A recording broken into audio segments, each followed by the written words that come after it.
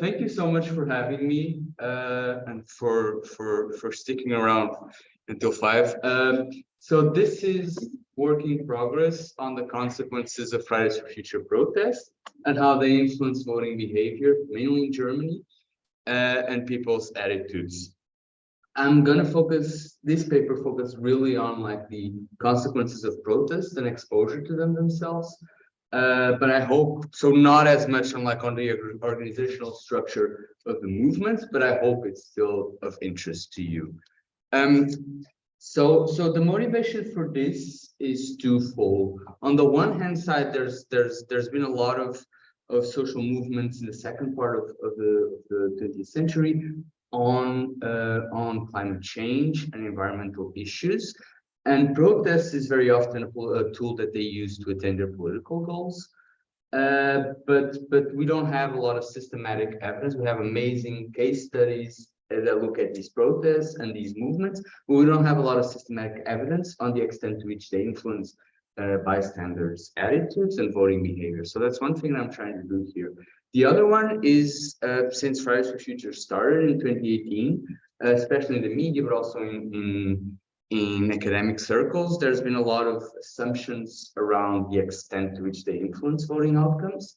And again, we don't have a lot of systematic evidence of that. So that's the second thing motivating this, and that I'm also trying to provide a quick overview of the talk, which I'll skip in the interest of time. So broadly speaking, and here I'm going to focus on political science work on protests and their consequences. We tend to look at whether they matter and whether they influence the behavior of elites and voters. And by and large, what we tend to find is that political protests seem to have an effect and approximate both the attitudes and behavior of elites and of voters to the positions of protest. And the way they tend to do that is at the elites level, they tend to either signal potential grievances that elites might try to capitalize or at least address. And they also inform elites about like how prevalent certain positions are or how salient certain issues are. When we look at political behavior and mass opinion, again, the same pattern seems to emerge from the literature, at least in political science. And that is that protests work and they approximate people's positions to that of the protest, again, by informing them about what is prevalent in one's given community, what is accepted as a position or not, and also, again, how prevalent certain things are. In political science, or at least in quantitative political science, there's a very welcome movement recently, not just looking at whether these things matter, but what sort of characteristics might make protests more effective. And that's also something that I'm trying to provide here. So the argument of the theoretical contribution, if I can call it that here, is very simple. I'm basically building on this work and saying that when we look at the consequences for elites or for voters, protests seem to work by having a sort of informational effect, right? They inform both these groups about how prevalent certain issues, ideas, and opinions are. So what I'm going to do is to focus on these information effects for voters. And the argument that I'm making is that instead of looking at the number of protests just as sort of a proxy of organizational capability, as I think we tend to do, what I'm arguing is that basically repeated exposure or repeated protests and events is likely also something that might make protests and movements more effective in persuading people. I do that based on social psychology work that shows that a way through which minorities might change the minds of majorities, and here I mean minorities and majorities just in terms of their relative size, not in terms of their descriptive characteristics. A way through which they might be more effective in changing the minds of majorities is by repeatedly exposing them to their position and stay on message. So what I'm basically doing is bringing that to the study of protests and saying that perhaps one way through which protests might be more effective is by repeatedly exposing voters to their message and stay on that message. So bringing all of this together, I'm trying to provide evidence for two things. One, whether environmental protests have an effect on political behavior and support, and specifically in supporting environmental progressive platforms. And secondly, to test this idea of repeated exposure. So I'm going to focus on Germany mainly and on Fridays for Future. Fridays for Future started in Sweden with Greta Thunberg skipping school, striking, and demanding for more robust climate policy in front of Parliament. The movement very quickly spread to other countries, and it's estimated to at only one day to have over 2 million people protesting in over 100 countries. So very quickly expanding beyond Sweden and also Europe. It's also interesting that the movement intended to protest every Friday. So this idea of repeated exposure is kind of ingrained into the movement. I'm going to study for Germany, not only because it's a large economy in Europe and it's interesting in and of itself, but also at the EU level, very often climate policy works through policy diffusion. So what happens in a large country such as Germany is likely also to affect the policy on this matter in other countries. So I'm going to test the effects of Fridays for Future on support for Green parties. The idea here, this idea derives from the theories of issue ownership, and the logic here is that if voters are very concerned about climate change, they will turn to the parties that are seen as more competent on the issue.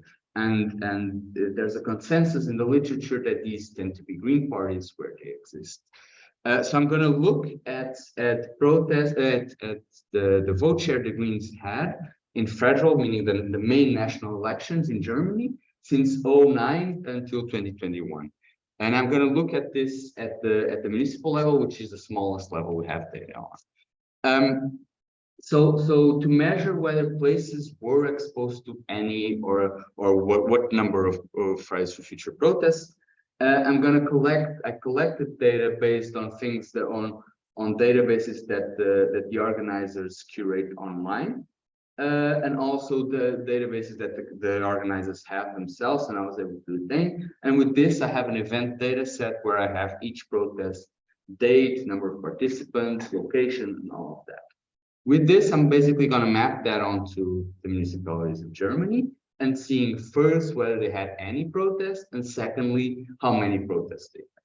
It's also important to know that I'm interested here in local exposure. That's why I'm looking at these very fine grain geographical units and not necessarily at media exposure and whatnot, but I'm also happy to look at that. With this, I'm going to estimate a difference in difference design.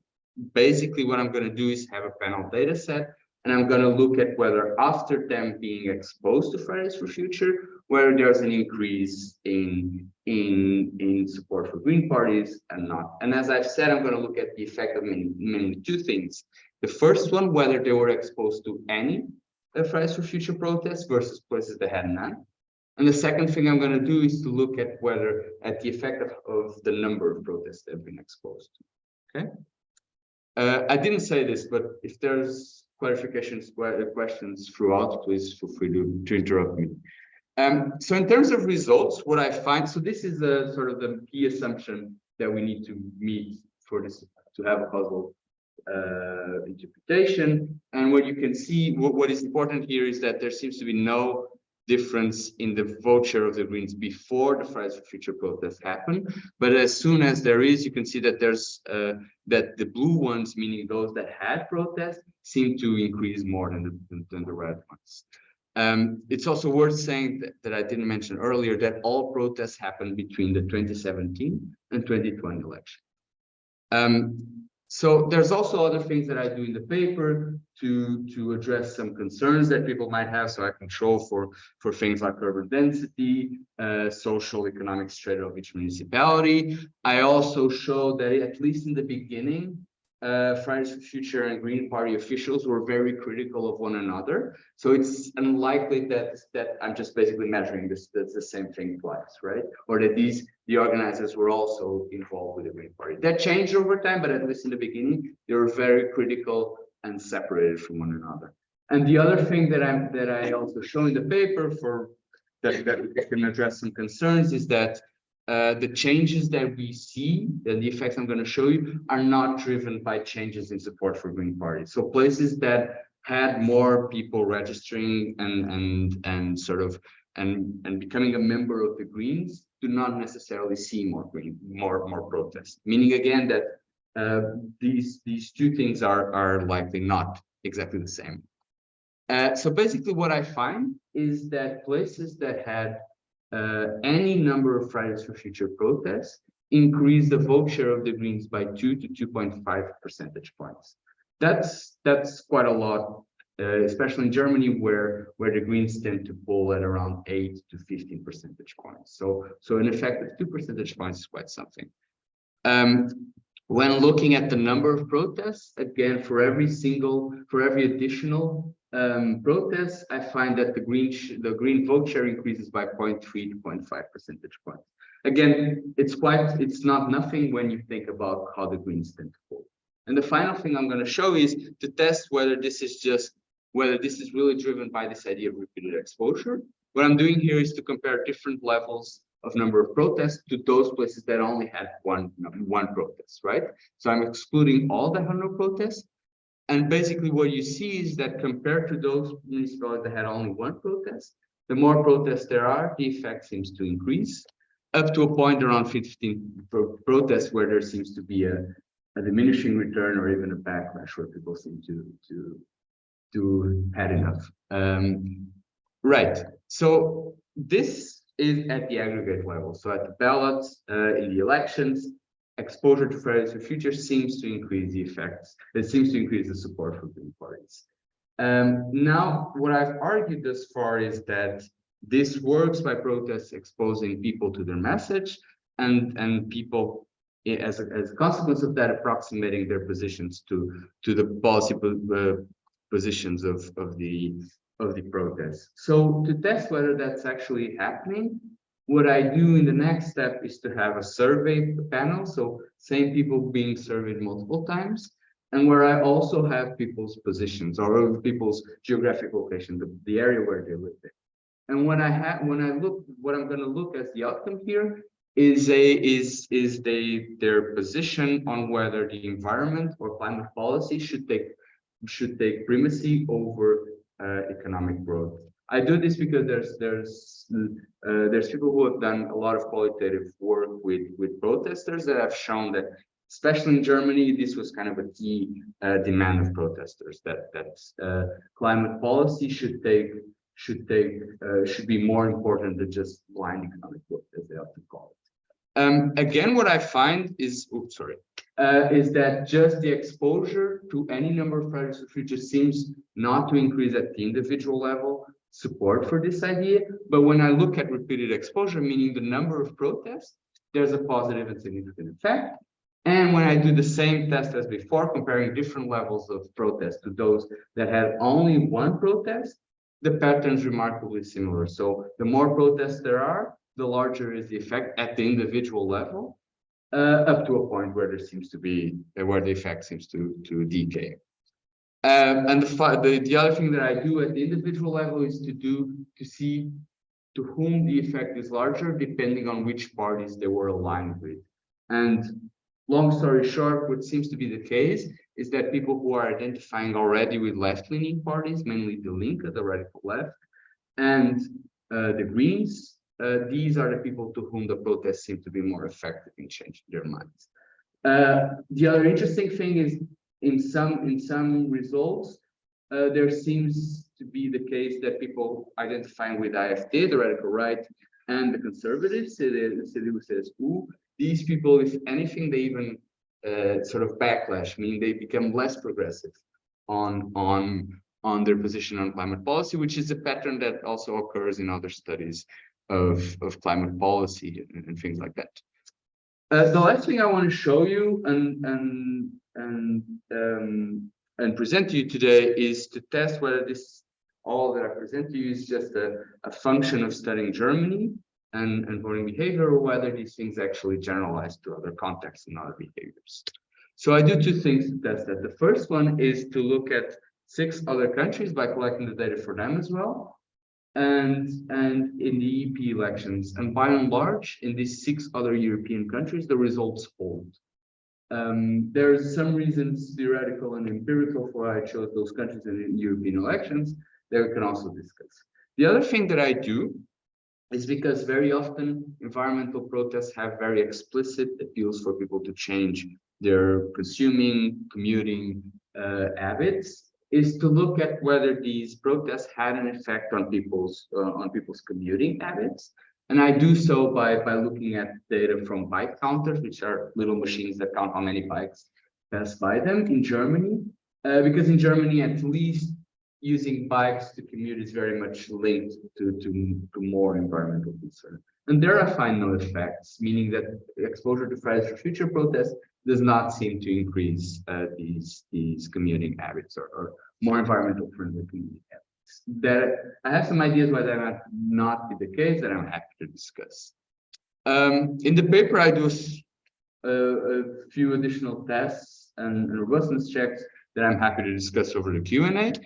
But sort of bringing all of this together, I think the paper is trying to, I mean, we can also talk about this, which are steps that I'm trying to do here in this project, which is to have interviews with the organizers, to validate the data, and also to, in other projects, to look at the consequences for party responsiveness. But bringing all of this together, I think the paper tries to make two very simple points. The first one is that environmental protests seem to have an effect on support for green parties. And the second one is that repeated exposure up to a point seems to at least increase this effect. And that's all I had. Thank you.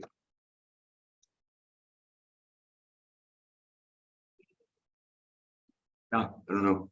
Should I? You can say we try to collect some.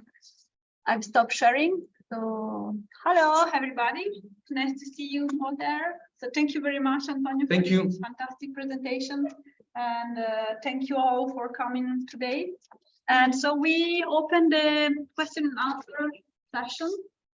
We already have some questions on the room, but maybe before I also ask to people in the waiting in the virtual room if they would like to intervene to say something.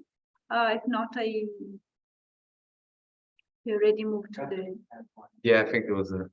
Catherine? Yeah, okay. So I just, okay. Hi, Catherine. I don't need to be the first. I can wait until others have been done. That's no, you can be. I think that is good because, because people in the physical room, I think that are usually more directly involved. So it's nice. I think that we start dialoguing with people in the virtual room. Okay. First, I really would like to thank you for a great presentation and really interesting both the results and the study. Like wonderful data and I would like looking forward to read the paper as well. But I had a few questions, and I think maybe one would be really this kind of the because what you say is that you can't expect that people exposed to protest, they will vote more for green parties. That's a kind of the idea. So theoretically, you would expect to have some kind of theory why people vote for different kind of parties. Like, so why they would maybe vote for Green Party and not for the Linke, the left one, for example. What would be the main reason why they don't do that when they're now exposed to? So that would be like one I would like you to discuss a bit more. And the other aspect is that you look here the protest by Fridays for Future. We know that in Germany and obviously in other countries as well, there are also other environmental protests. So how is it there?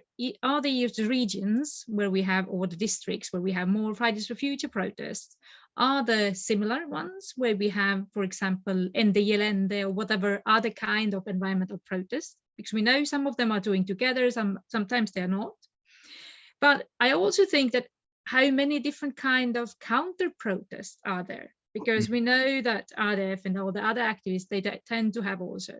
So a bit more about this kind of, I'd like you to talk a bit more about this protest data, what you have, and what the other events might have effects. I stop here. Thank you very much, Catherine. I think that maybe we collect some more questions if you agree. Yes, you but then prefer- I need to take notes. Okay, so I don't feel free trust to my answer. memory. So Okay. feel free to answer. There were also already a kind of a set of questions. So Thank you so much. Those are two great points. So to the first one, on why they should vote for the Greens and not Die Linke, I'm basically following this literature from political science on the issue ownership, which the logic is if people are concerned with, say, labor law, they will vote for Labour Party where there is one, or the Social Democrats. If they're worried about the environment, they will vote for the party that they see as the most competent on the issue, which is the Greens. Same for immigration. Very often people tend to see radical right as the most competent party on this issue. So if this is the issue they're more concerned with, that's the party that they will turn to. So this is one of the many sort of models of explaining voting behavior we have, and so that's the logic here. So even though that often Die Linke and the Greens might have a similarly progressive stance on climate policy, if you ask people, they will see the Greens as the most competent on that issue, and they will associate the Greens with the environment question. So that's the logic here. There's also another.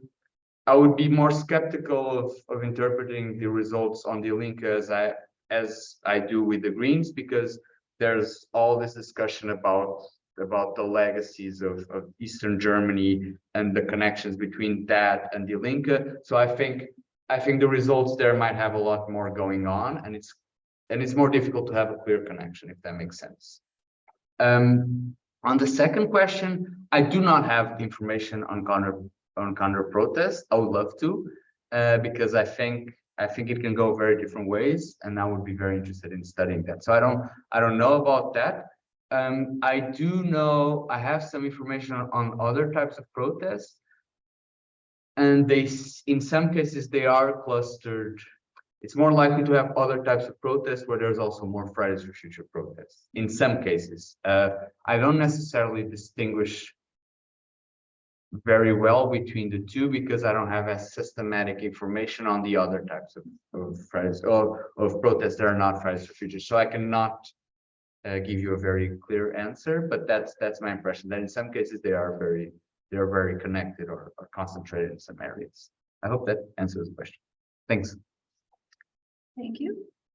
Maybe I don't know if you want to come here, or just tell me from home if you can hear the question that we are from the room here. Okay. So, Test. can you hear something? Okay. Okay. Thank you.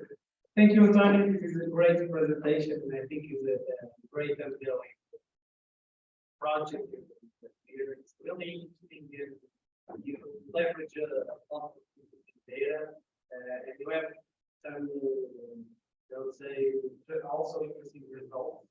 I have two questions, very simple questions. The first is related to I think questions. Although I agree with you with the question of issue ownership and the issue regarding the protest, it is expected to increase for the Greens. I also agree with you. Nonetheless, I was checking here your appendix and all the robustness checks you have here, but just to be sure, and since you have almost 40, 60 pages of supplemental materials, you will also add additional analysis if it increases or not. You expect vote share for other party families besides the Greens, just to be clear that theory is important also here. I think it would increase the relevance of your argument. My second question is also very simple. I was quite puzzled seeing your water regression plot, the paper and presentation. So I was quite puzzled why you stop at 15 or more protests when separating the former categories by your numbers. And then I came with this figure T5 in the appendix, where you put 1, 2, 3 until 30 protests. And what puzzles me was when you said that to a certain extent, or at least to a certain degree of the number of protests, they have an effect on your output variable. Although I think it's relevant in here that the 16 protests, the result is nothing, but still, nonetheless, the results of the remaining conditions below, with the exception of 21 protests, the CIs overlap with the previous ones.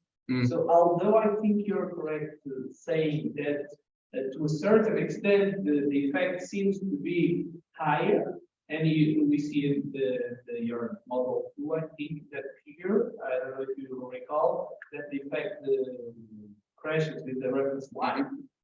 But I think this may be because the number of 16 protests, because if this is the one case overlapping with the 0 Y line, and the other ones, the CIs partially, fully, with the exception of 21, overlap with your 50 or more protests. I think you can also get a robustness check where you exclude this case of 16 protests, and perhaps in your main model, there will be no overlap with the reference line. And then the effect is also significant. This is just me saying, you're looking at the graphs just now, and this is just two simple suggestions that you can consider. Thanks. So on the different parties, yeah, I should add that. I will say though, I've ran it before, and nothing is as large or as robust as the effect for the Greens. So everything for all the other parties, in some cases there's a penalty, or the effects are way more noisy and smaller in size, which again goes in line with what you were saying, that I should add it because it helps me. The other thing, yeah, I would have to double check, but I think there's more than one protest in that category that is bringing everything else towards 0, or one municipality, meaning that is not just a one-off case. I would have to double check how many units are in that, but I can definitely, if it's like a one-off weird municipality somewhere, then I'm with you, but I would have to double check that. Thanks. Peter say something, but maybe just finitely. Okay. Okay, say, but you already left, so it was never. Childcare. Okay, we have another question from the room, Roberto. Yeah, well, thank you very much. I'm not an expert on more movements, protests, What do you have the same background? College. well, sociologist, social sciences, or problems.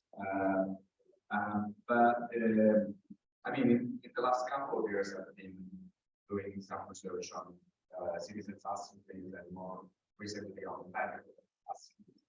And at a certain point of my journey, I found out that extinction rebellion, that Tiago very well, has been endorsed with climate testing, which raised my interest. So I kind of collected some information on why.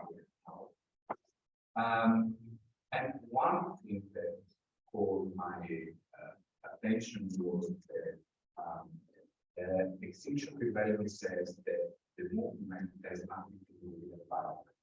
With Environment. And I mean, in a sort of provocative way, because the movement says that the climate crisis, so it is a systemic climate crisis, so it has to do with everything. So I was wondering, when we do this association is the rise of the future of the green parties, I was really questioning how does this connection work? do you use the environment as an issue? Is there an environment issue that drives the behavior of? So basically, I mean, because Fridays for Future is also about climate, which means that if you follow the reason from extinction rebellion is not all about environment, it's about everything. So Economic model. why And do we That's an interesting question. First thing I want to say is that I think that in general, especially in the beginning, Extinction Rebellion is, I think, somewhat more radical than the average Fridays for Future protest. So I don't know if all Fridays for Future organizers would agree with this idea, especially in Germany, where the environment and climate policy and emissions are kind of in a bubble. So for instance, you may have people supporting, as we were talking earlier about, like being against nuclear energy, which you just think about it purely in terms of emissions, is probably the best thing you can do as an energy minister. So I think in Germany, this environment and climate bubble goes very much hand in hand, and it's often something that the Greens struggle with. That's the other general point I wanted to make. The way I think about it is that even if Fridays for Future, and again, I don't have evidence of this, it's just the way I think about it. Even if Fridays for Future have a very distinct idea of what is the environment and what is climate, and them thinking that they have nothing to do with the environment, as you just said, I think that for the voters that just see a bunch of kids on the street protesting and change their minds, I think that for them, these things go together. And there's some survey evidence that suggests that, at least in people's minds, there's no clear distinction between these things. So I think that even if the movement has a very clear distinction between the two things, the effects might be driven by this bubble that exists in people's minds. Yeah, that's target? yeah. So just No, please. this is not an isolated case. It's not only German. Yeah. Yeah. Association between the climate crisis and the environment. Yeah. I mean, same in Portugal. If you ask people, the key way through which people think about addressing climate change might be recycling, which is a very different thing than like robust climate policy. Yeah, but I agree.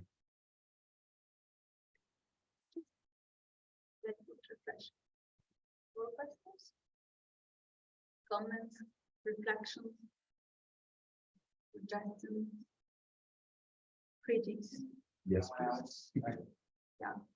I mean, I really like the paper. I think it's, very clean, very straight to the point. You kind of show all the steps that you do to get to your results. And I think you tell a very simple but effective story, right? But I was thinking if actually you could add an additional step to the story, which is a story, I don't know if it's the right term, but it's a story of polarization, right?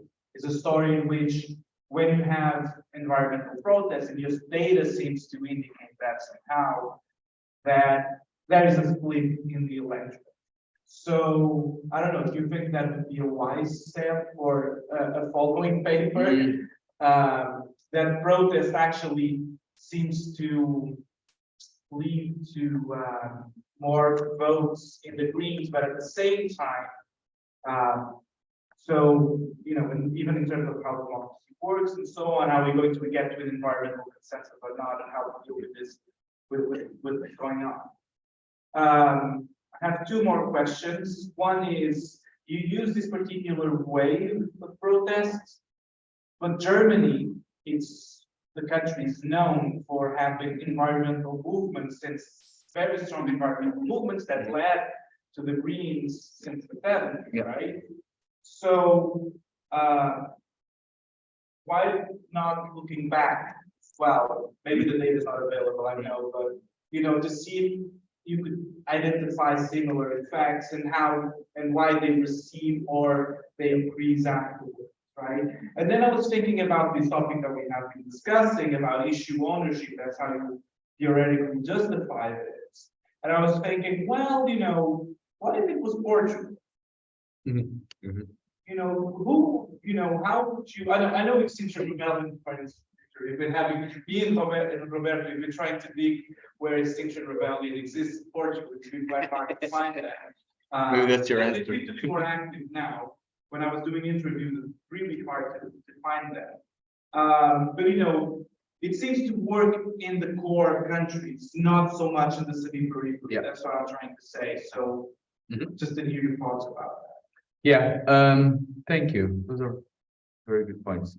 So on the polarization thing, I've seen time and time again that whenever, and this is mainly on Central and Northern Europe, but also France and Italy and Brazil, study after study shows that whenever there's something on the environment, and when I mean something can be protests, it can be natural disasters, and it can also be things like windmills. When these things are put in place or happen, there seems to be a polarizing effect, mainly with the Greens, when there are Greens, and with the radical right.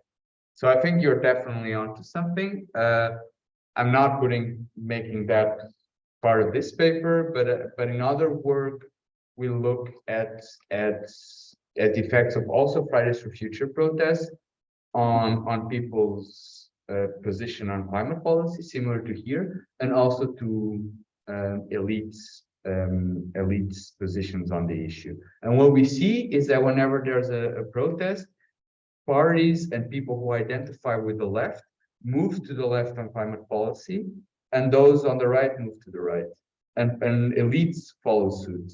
So I think there's something more to this, and we also find that elites think that voters are moving in that direction. So it seems that voters are polarizing, elites are reading on it and adjusting, and always in this polarization dynamic. I think there's more to it that I would like to elaborate, but I'm not doing that in this paper. On why only looking at Fridays for Future, it was just a matter of simplicity, because there's a lot of I just wanted to test it because there's a lot of things on the media saying that this had a massive effect, and I wanted to see whether it did. And also because I think protests have changed a lot over time, especially in Germany. But that's something that I would like to do, to have a more historical perspective and also understand when it works and when it doesn't. I think Fridays for Future had a few things why it made work. The final thing is, so I do think that in Portugal, at least in the European elections of 2019, PAN may have capitalized a bit on this green wave. They had their best electoral results, and I think, I don't have evidence of this, but my hunch is that it's not completely unrelated to this wave. But I do think that when there's no like clear issue owner, there's also likely not a clear party that tends to gain from this protest. I think maybe the movement fades away quicker, maybe there's no clear path towards electoral politics, but I think that the link is not as clear. But that's my hunch. Thanks. Yeah. Katrin? May I have one more question? if I don't just like take anyone's. I was thinking a bit about this because they also had a few places where they made their own party, like some kind of new climate parties. So I was just thinking of whether you to look at that. And the other one, because if I understood you correctly, you looked the share of Green Party votes, that how much it increases, right? So do we know that, does it come from the young new voters?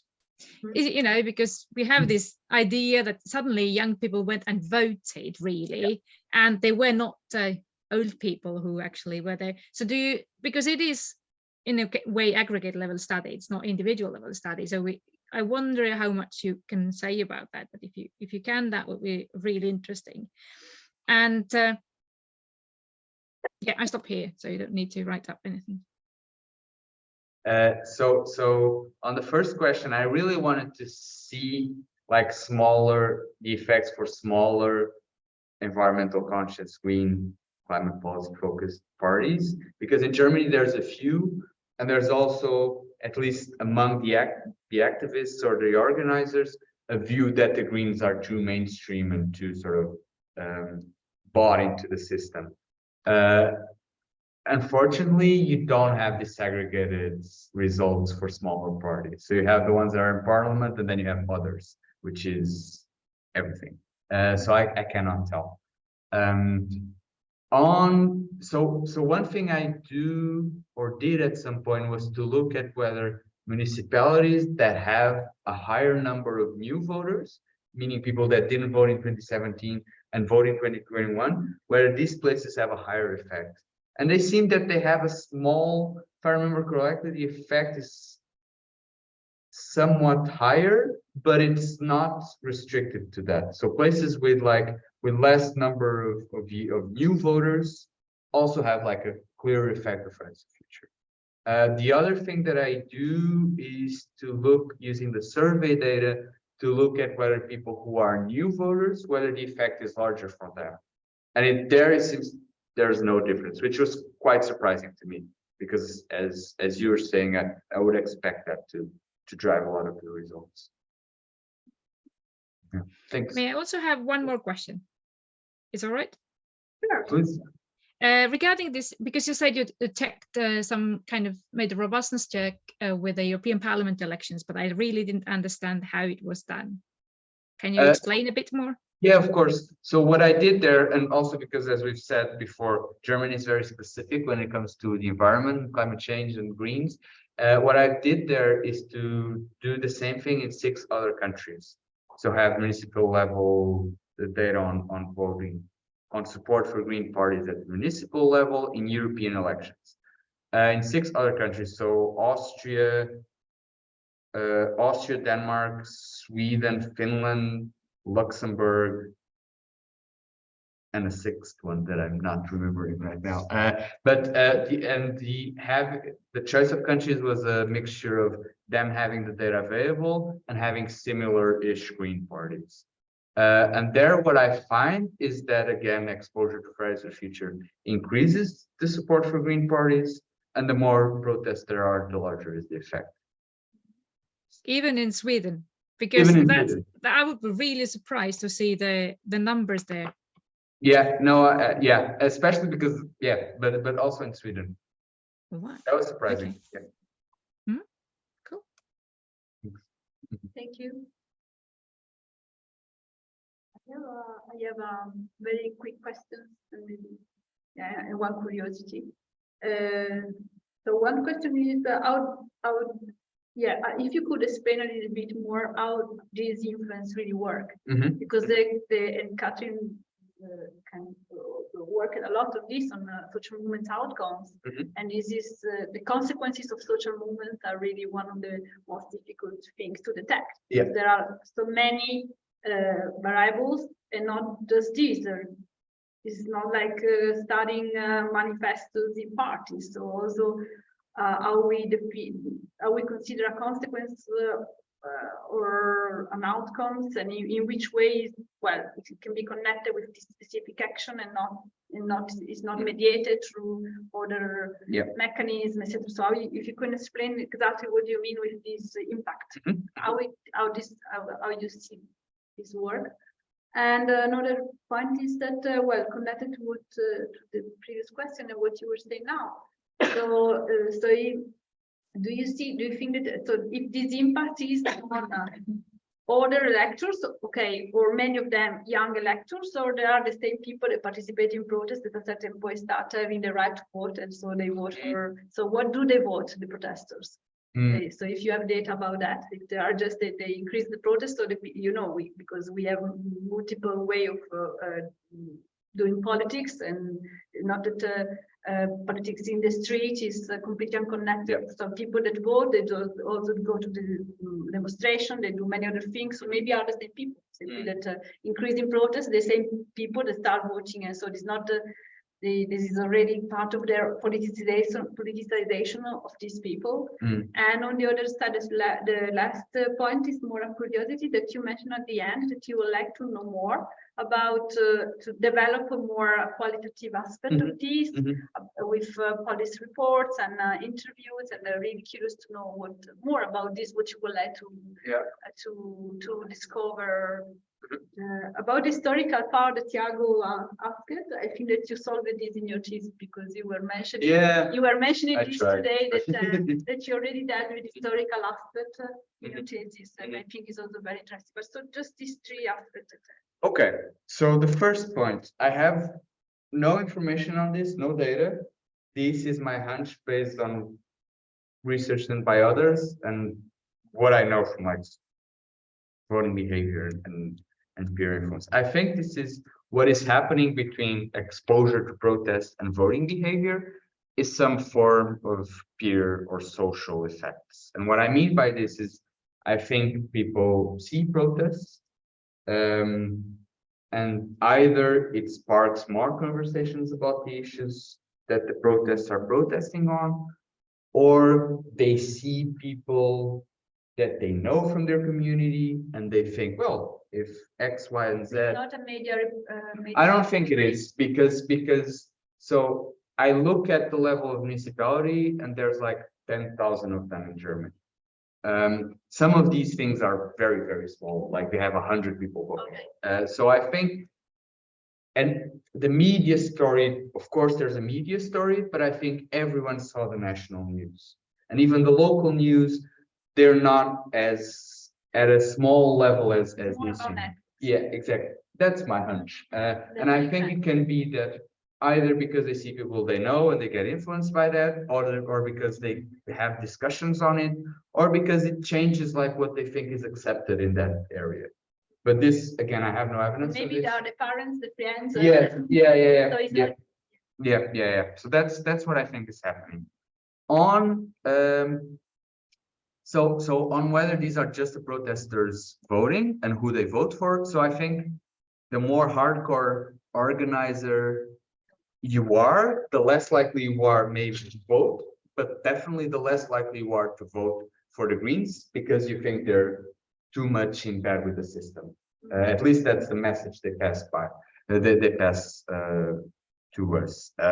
So that's how I think about it. And I think the numbers, in some cases, there are a lot of people protesting, but I don't think there are enough to see the effects of this we find.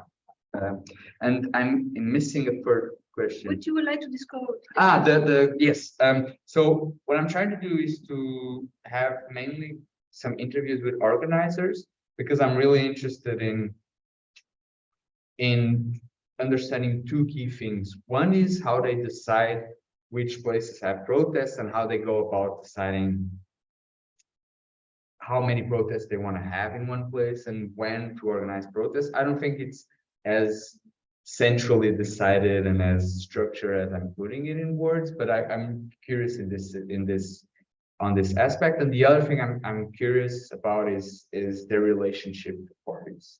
And I think that changes over time. I think they're very critical of them in the beginning, but at some point they may see some sort of function of parties and see them as something that they might try to use to attain their political goals. So those are the two things that I'm trying to get at through. So the second one is how they deal with parties and whether at some point they go from just criticizing them to actually think there's something useful about them and how this relationship is, because there's no good information on that. And when you get in the media, just them screaming at one another. And I'm just curious to know whether there's a relationship there. Yeah, I think that's my 2 cents. Okay, thank you. Is there any more questions? I love very much your presentation and work on that. But I checked it out, especially with Yale, say the movement of crossing the environment. One sentence about it. Yeah, and it was one interview with one.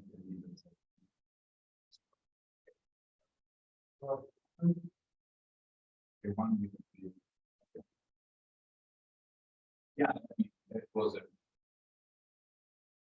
advocative way to say, I think that has to be. yeah, this is not just about the environment, this is about the structure, relations of power in society. Capitalism. Capitalism. So, yeah, but very effective because this was really treated, I think, I don't know, thousands of times. Yeah, I think it may part of the communication strategy. Or even their core argument as in about No. well, I wrote a chapter with Pete about analyzing podcasts, and they interrelate all the kinds of different crises existing and they put it within a broader scope of crisis or even catastrophe. So I think Fridays for Future is much more happy. Much more? Steve. Yeah. well, now you have some more radical, I think. Yeah. The people that splinters of Extinction Rebellion, like what the Last Generation and so on there. But scientists rebellion are not. No. With extinction. Because I remember scientists rebellion, I have not for people. Extinction. Two different movements. I think yes. Oh, they are it? Yeah, there's almost like a chapter of Extinction Rebellion, yeah. I think it's the same way in Fridays for Future. You had like parents for future, and like grandparents for future, and scientists for future, and teachers for future. So you have kind of like a so-called. Yeah, exactly. Just to make a comment. One thing that Pete actually wrote on that with the interview that we've done, and we tend to have an idea that these movements are mainly composed of young people. Most of the people we interviewed in like Australia, US, Canada, and so on, they're over 60. Mhm. Oh, that's interesting. And so it's basically people who were active in the 70s. They then went and did their lives, and now they're retired and they reactivated their activism with this new wave. That's interesting. In Germany, I want. So I wanted to, we put only young people there, but I think it's more than that. That's okay. It might be a regional thing because in Germany, at some point, I went to a meeting of Fridays for Future, and there was a lady there who was probably like in her 50s, and they did not want her there because they basically told her that she should go to like the parents for future or the grandparents for future. So, but maybe it was that. Ages. Yeah. But it was a one meeting. So what do I know? Yes, voting. Yeah. What were you calling for voting? Yeah. It's Oh, yeah. And many of these people weren't allowed to vote yet.